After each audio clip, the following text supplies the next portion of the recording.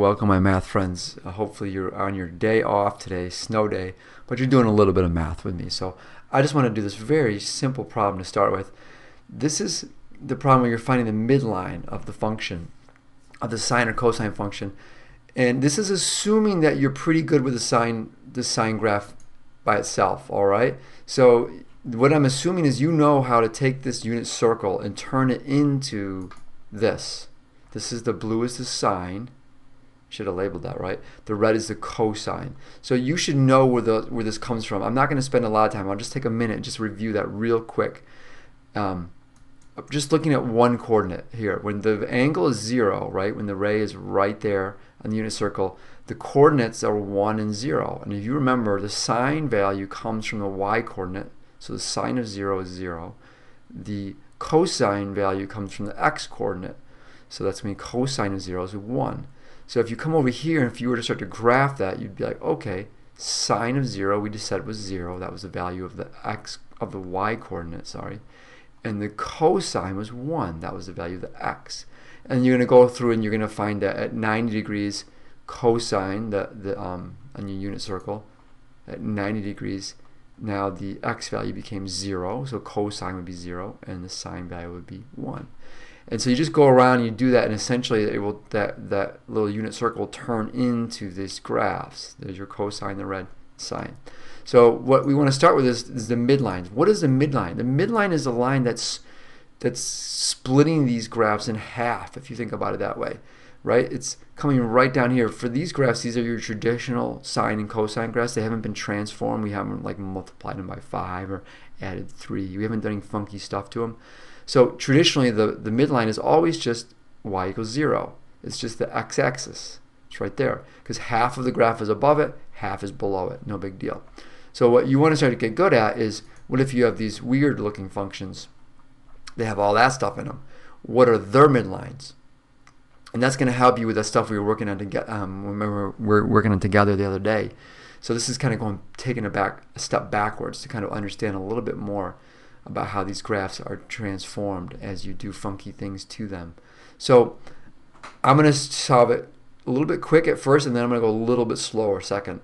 So firstly, what you want to think about is you're going to do a bunch of crazy stuff, 2 pi x plus 1, all this stuff, then you're going to multiply by 5. Okay, that's going to do stuff to the graph. No, undoubtedly, right? Something's going to change that graph. But to find the midline, I really, at this point, because we're solving a little bit, we're making it a little bit easier. At this point, hey, he wants me to answer a question. Yeah, it's helpful. No. Okay, I don't really care what exactly it does. I really just care about the midline. So if you think about it, cosine midline and a normal cosine occurs when the value becomes 0. So it's cosine of 90.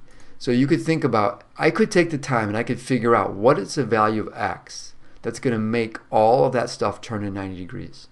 You could figure that out. 2 pi x plus 1 equals 90.